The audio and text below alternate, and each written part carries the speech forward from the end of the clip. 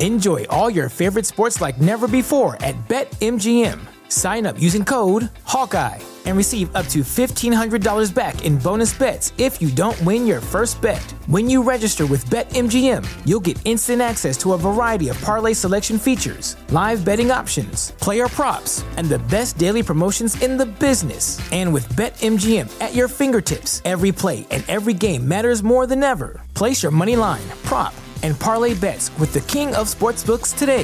BetMGM and GameSense remind you to play responsibly and offer resources to help you make appropriate choices. BetMGM.com for T's and C's. 21 plus to wager. Iowa only. New customer offer. All promotions are subject to qualification and eligibility requirements. Rewards issued as non-withdrawable bonus bets. Bonus bets expire 7 days from issuance. Please gamble responsibly. Gambling problem? Call 1-800-BETS-OFF.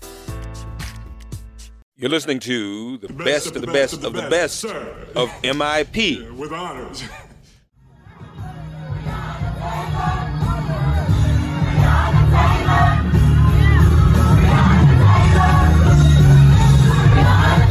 This is Make It Plain. MIP With Masamela Matfumo. Mark Thompson. Make It Plain. Get woke.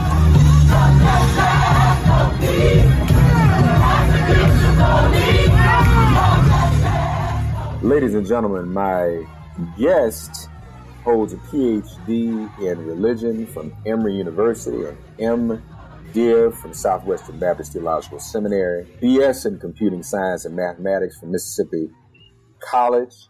He was selected by Emory University's Graduate Division of Religion as Distinguished Alumnus of the Year in 2013 and Mississippi College's Mathematics Department as Alumnus of the Year in 2016. I've been asking about the math and religion piece. That's interesting. I'm curious about that.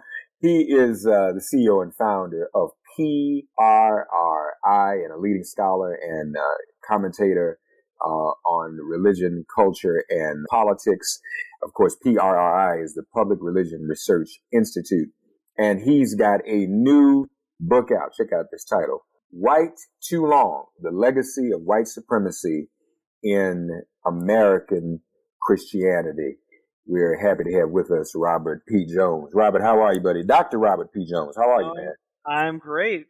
Thanks for having me. Honored to be here. First of all, reading that bio, math and religion and theology. Reconcile. I mean, I know there's something there. I'm just not picking it up right away. Yeah, What's up with that? I was a math and computer science undergrad, double major, and, decided kind of my junior year that's not what I wanted to do. And as we said in my Southern Baptist upbringing, felt a calling to go to seminary. So I did that. Was actually intended to go into the ministry, and then along the way kind of caught the academic bug and felt like that was a better fit for me. So ended up doing a PhD in religion at Emory University after that in the kind of area of sociology and religion. So I was actually able to pull together, math and sociology. And a lot of what I do in my day job is look at public opinion surveys at PRRI. So actually there's percent signs on my screen all day long, most days, but the content is about religion. Yeah, no, that's very important.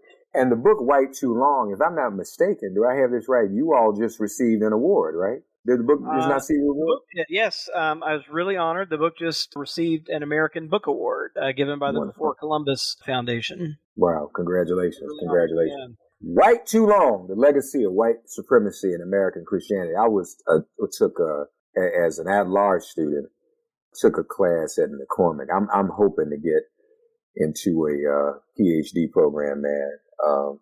If somebody just let me in, I don't know. I kind of, no, really, I tell you, Robert, you'll laugh at this. I messed up years ago. I went to Catholic University. So I'm in a meeting. I'm talking. I said, what you want to do, Mark? What do you want to write your dissertation about? I said, I want to write about how Roman Catholicism's roots, even down to the rituals, are rooted in ancient African, Egyptian culture and the mystery systems. Even down to the dress. When you look at the hieroglyphs and what the Pope wears. Mm-hmm. So I said that, Robert, and I was a lot younger then. I didn't know there were just things you didn't say. You get in the program and then you do that. You don't announce before you get. So that you're going to relate Roman Catholicism to ancient African antiquity. And they said, okay, we'll call you back. And so you know what happened. They didn't call me back.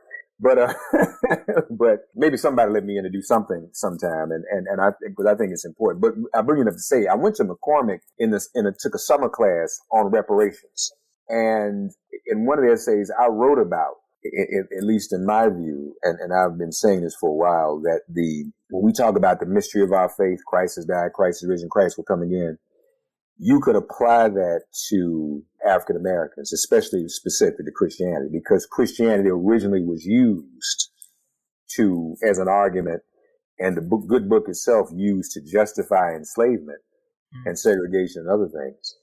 But look how we then turned it around and found use for it in our liberation struggle. So I think what you've done is very important. But let's start there, because you kind of start out there in terms of the role. You call Christianity the actual conductor, and I like that imagery because we talk about the Underground Railroad, but you call Christianity the actual conductor of white supremacy.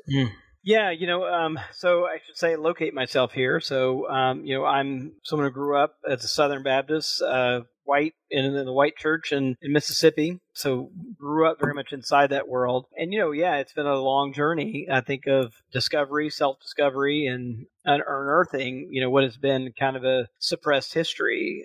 For example, to tell you how poignant this is, my own denomination, the Southern Baptist Convention. I grew up thinking that word Southern only referred to geography, right? And not to the Confederacy and to enslavement of African Americans of this country. So it was until I was in my early 20s at seminary that I finally got the real story, that word Southern referred to a Southern way of life, which included enslaving people on the basis of the color of their skin. That's what that refers to. It's not a map. It's a worldview.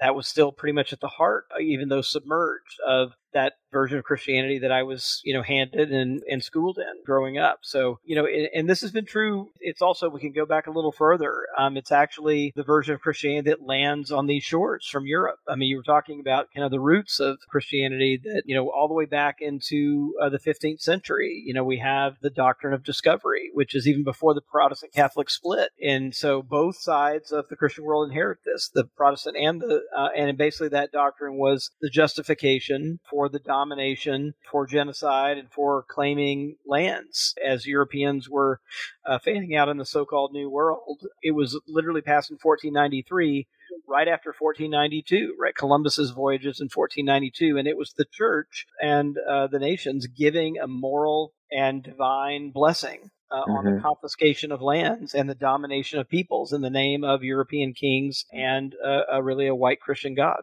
Yeah. It really creates cognitive dissonance for those of us who believe Christianity and the Bible and Scripture is about something the opposite of that, isn't it? It kind of makes you then. Did you go through that? As you learn more about this, wait a minute, am I really supposed to be in this? Is this a faith I'm supposed to be following? Did you go through that process? Oh, it's been a long journey. Like I said, I was that kid I was at church like 5 days a week growing up. I was, deeply in it. I went to Southern Baptist Seminary, so I drank about as deeply as you can drink at that well. And, so this has been for me, I'm in my early 50s. It's been a 30-year, all my adult life, really, process of trying to disentangle what was about white supremacy and what was about Christianity and how these things were all tangled up together for me and my faith. And like you said, you're taught that Christianity is about love, right? That it's about community. It's about, these more positive things, and to realize that at the root of it is about domination and power. And so much of the actual lived history of the religion, and particularly in this country, it does create quite a bit of dissonance. And, and for me, it really required me to say, all right, I'm going to have to take a step back and try as best I can to just put it all out on the table and see if I can sort it out. And in many ways, this book was the book I needed to write for myself to really try to make my way through that process.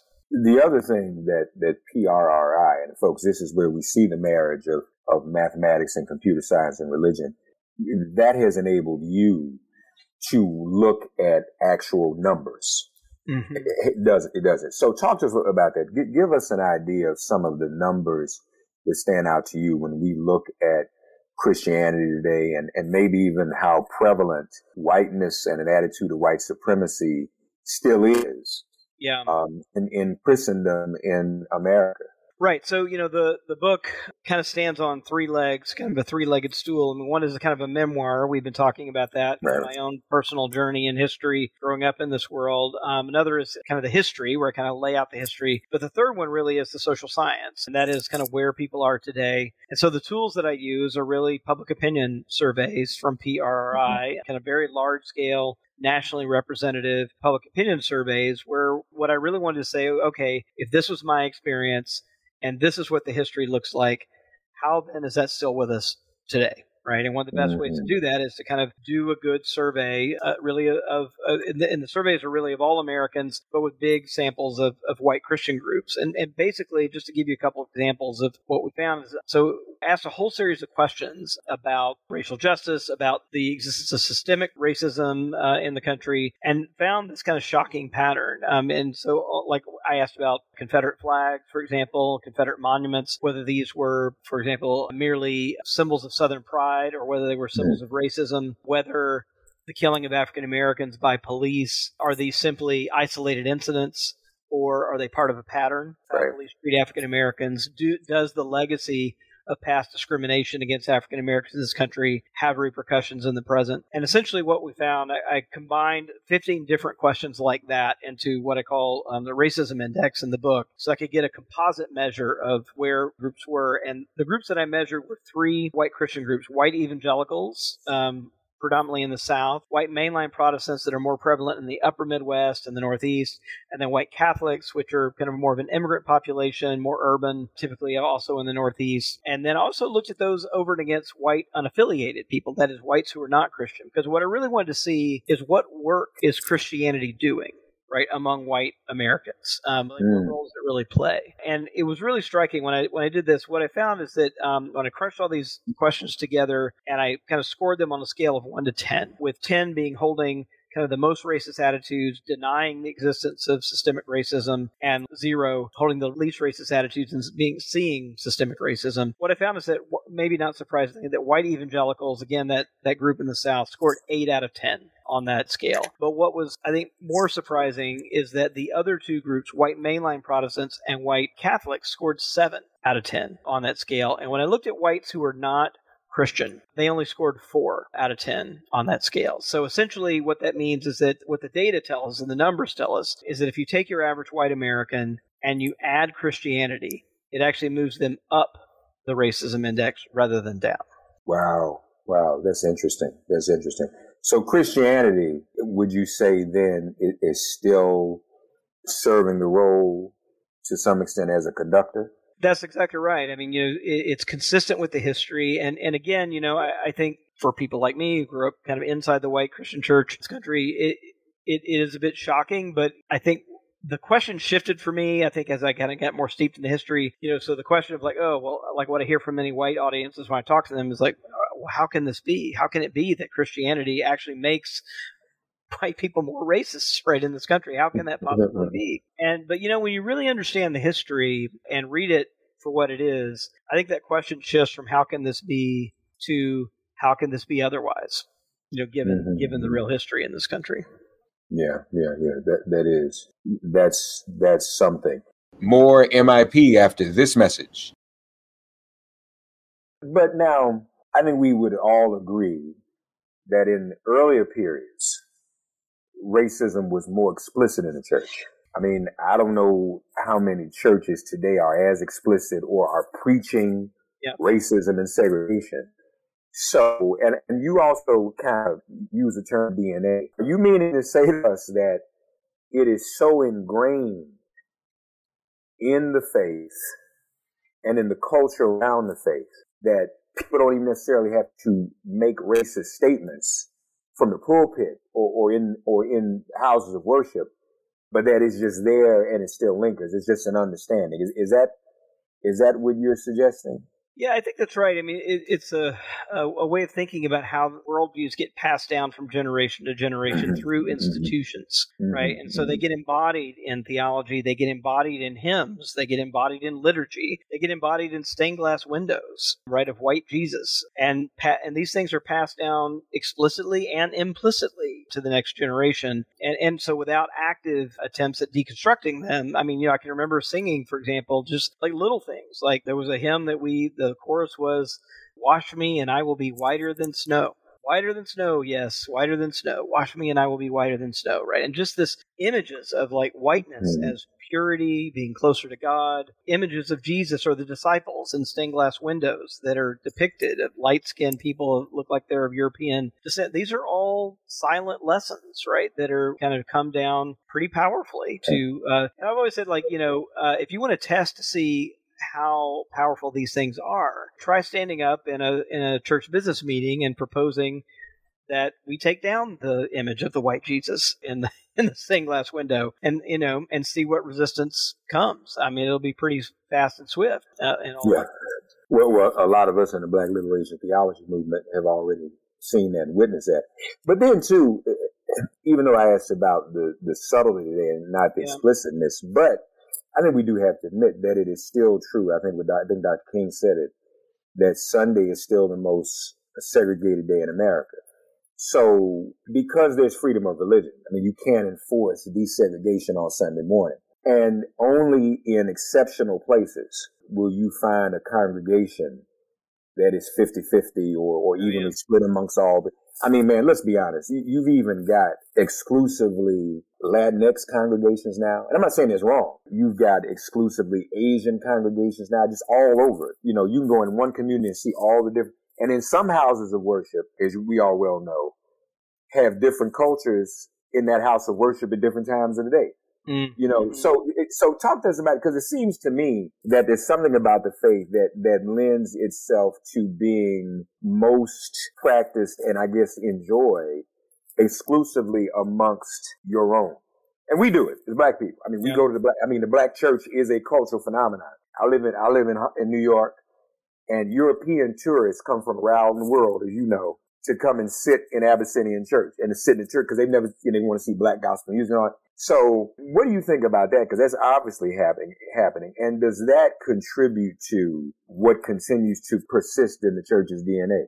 Yeah. Well, I think is again important to kind of pull back the curtain a little bit on some very recent history. Any white congregations that have been around for any real time, certainly through the 1950s and 1960s, had to wrestle with the question of, are we going to be a congregation open to anyone who attends, or are we going to be a whites-only church? And my own church growing up had a policy of being a whites-only church. My grandfather, I found out was a deacon in a church, and one of his roles in the early 1960s was to be posted outside the doors of the church and make sure that no one who wasn't white entered the sanctuary. I mean, that was an official role for a deacon, right? It wasn't like a wink, wink, nod, nod. I mean, this was a discussed, agreed upon role, right, for a deacon in the church to play. And Medgar Evers, the last thing he did, the last campaign he was involved in, was an integration of churches campaign in Jackson, Mississippi, before he was killed. I mean, the thing he did like 24 hours before he was killed was work on desegregating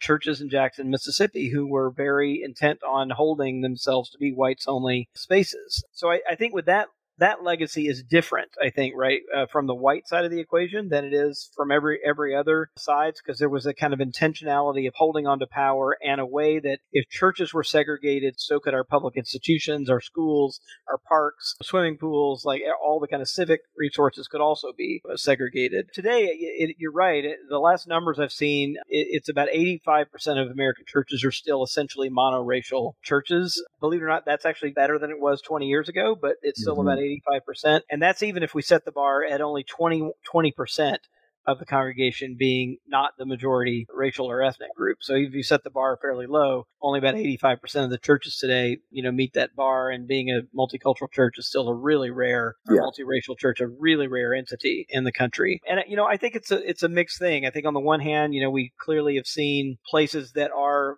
like the African American church played, and that is a safe space, right? Was a hugely important role for the African American community in the country. I think, the Latinx churches may be functioning in a similar way for people who aren't kind of part of the majority of the country, or recent immigrants, and finding community. But it's one of those things where I think there's those positive things, but I think the real challenge is that it means that, particularly for white Americans, it's just one more place where they don't encounter anyone who doesn't look like them, right? And I think that is like one of the biggest barriers, I think, for white Christians, is they just aren't in relationships with many people who don't look like them. More MIP after this message. So might that be part of the solution?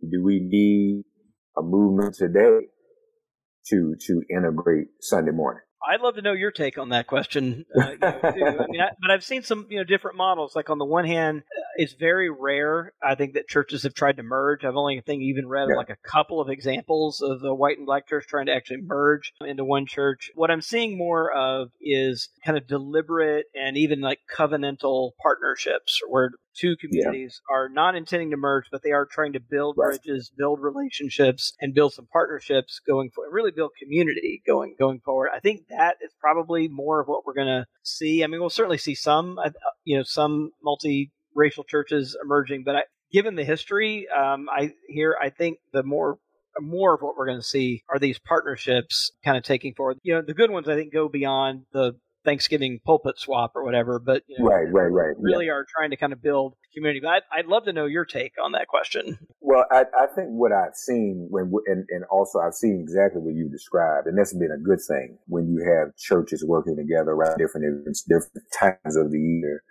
I think that's absolutely necessary, especially in local communities, because ultimately, the ideal church scenario is local.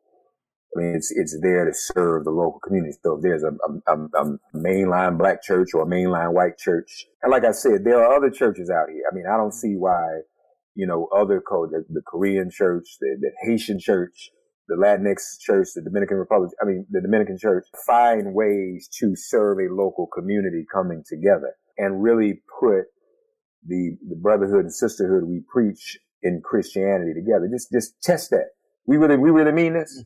Because if we do, I think it's always lawyers have to go take CLE courses every year, continuing legal education. I think that in Christianity, we need to do something like that through a project, through the process. Robert, your church and my church are going to get together, and we're going to get together with the Haitian church over here and do something in this community. Now, let's be real. We're talking about white supremacy, but some churches still have a problem going even outside of their four walls. So that might be the first obstacle. We talk about that all the time. There are churches that are literally carrying out a prophetic gospel, even though they're white. They're out in the larger community, visible, feeding the homeless, clothing.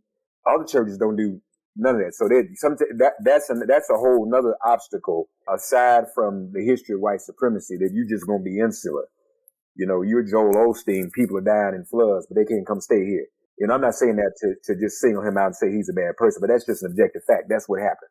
He got called out for not opening that big, huge space. And part of that I'm sure had to do with white supremacy, because there was a lot of black people there, but there were a lot of white people too. And there's black people sitting in his congregation, so you can't open the doors of the church. So I would answer your question in that way, and I'm not pastoring right now, but, and I'm like you, kind of a halfway academic, like I said, if they let me get a PhD, but maybe that's the reason why they won't let me get one. But that would be what I would do, Robert, is develop relationships. Sometimes the best way to develop relationships is by working on things together. Yeah. It's fine to have dialogue, and meetings, and panels, but sometimes the best relationships are built, and as one who has been involved in the civil rights movement all my life, comes from working on something. Let's do a project. Let's focus on this segment of our community, and all of us from these diverse denominations and backgrounds. Because then you got the denominational issue. Funny thing about church, it can break down on race and culture and denomination. Well, I'm Catholic, you're Protestant, that type of thing. But that's what I would think would be healthy, because people don't learn and they don't get better unless they see other people and realize, wow, this is a human being too. This is someone like me. And honestly, I would have thought that would have been, and it may still not be too late. I mean, this is where the church really should be in full effect in its role, Robert. We're in the middle of a pandemic that's killing everybody. Mm. And I found out, and this audience has heard me tell this story. You haven't, so I'll tell you, even though the audience may be tired of it. I'm living in New York in the epicenter, and we're dealing with this, and Trump's and all, what's going on? Man, Robert, one day I'm watching New York television news, and the refrigeration trucks are coming into the city for the Bible. Mm-hmm. Robert, the trucks went from the left side of my TV screen to the right, and I almost had a nervous breakdown. And it hit me then. I wasn't any longer dealing with science or politics around this vaccine, around COVID. I said, okay, this is a God thing. We're going to have to deal with this that way. And then we started a daily morning prayer call called the Prayerdemic to deal with it. And so if there was ever a time, because my guests on this show from CDC and elsewhere, they say, Mark, let's be clear. This is the new reality for humanity. These types of diseases, new ones, pervasive ones. I think some folk think this is going to be over in a couple of months. And we thought that a few months ago, and look what's happened. So what's the church really at the end of the day, when these existential things happen that are inexplicable, in that kind of way, the way the church earns its bread, so to speak, or lives up to its work. So if we can't come together around that, because it's killing black folk, white folk, and everybody, then really what are we preaching about now? Really, what else is there to preach about when folk are dying, falling dead from a disease? I can't think of anything else you'd be preaching about. And that's even if you put social justice aside. Okay, some churches may not be ready for that, but you're dying from a disease. I'm dying from a disease. Robert's church is dying from a disease. Let's figure out ways we can all come together. Maybe even something as simple as all these different cultural faith communities coming together to provide free vaccinations or something like that. Mm-hmm. I think it's hard not to develop relationships from that and develop understanding, but there has to be the will to do it. From what you're saying, there's still obviously, and this is unfortunate where the church is influenced by politics. I mean, you're going to follow behind somebody who goes up, holds the Bible upside down. Prophetic, I don't know what it was. He was literally holding the Bible upside down. Right. That's the picture of age. So what are you all doing? What are you doing? Even that was a almost to me a sign from God. The false prophet. So, and that's the long answer to your question. I think that's what we have to think about, folks. Well, first of all, before we go, let me ask this: what has been? And you got the book award. That's great, but I'm sure there've been people on the other side who. Well, first of all, have you found people who read your book who've been transformed, who've looked inward? Like you have done, and said, wait a minute, what have I been participating in all my life? Yeah. No, it's been one of the more gratifying things. Like I said, this is literally the book that I wrote to get clarity for myself. Take the deep dive and realizing I have the tools to do it, right? I'm theologically trained. I've got a PhD in religion. I've got the tools to do it, and a lot of people don't. So it was kind of the book I felt like I needed to write. It has been really gratifying to get, like, interesting. I got an email from a woman in her 70s who is in a small Midwestern town, and she said she and like 3 or 4 of her friends had done reading the book, and that they were every weekend out with their Black Lives Matter signs in front of their church in this little small town with like almost all white town in the Midwest, but feeling like they needed to kind of take a witness and to do it like against the backdrop of their church, right? To kind of say, no, we're going to give a different message than the one our church has been given, either silence or complicity, with white supremacy. The other quick story I'll tell is of some kind of full circle things. There's a church in Tulsa,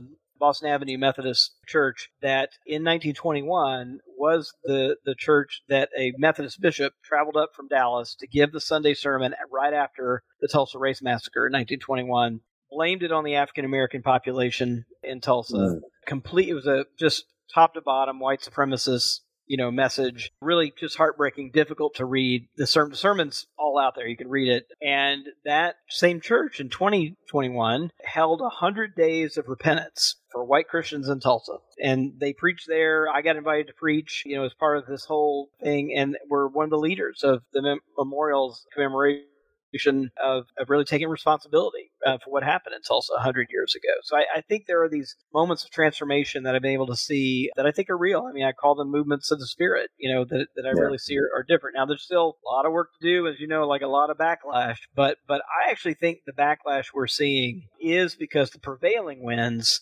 are, I think, the winds that we're seeing behind the Black Lives Matter movement, these winds of accountability and reckoning around this really fraught history of race and white supremacy, of racism and white supremacy in the country. And I actually take some heart in, the fact that those winds are strong enough to cause some backlash, right?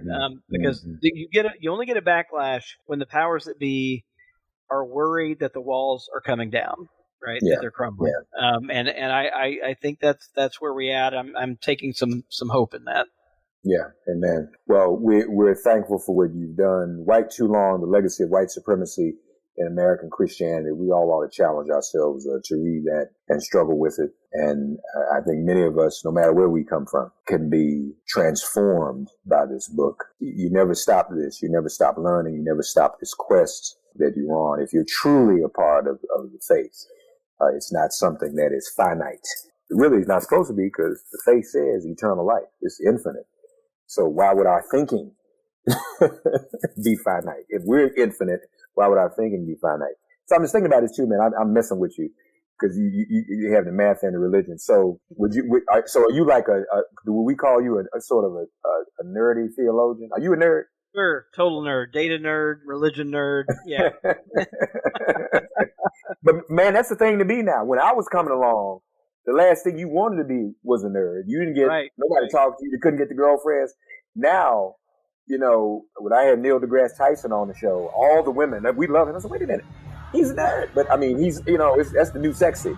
So so that's great. Well, man, listen, congratulations, folks. Do check out the book. Congratulations on the National Book Award. White Too Long, The Legacy of White Supremacy in American Christianity. And let's you and I collaborate some more sometime, okay?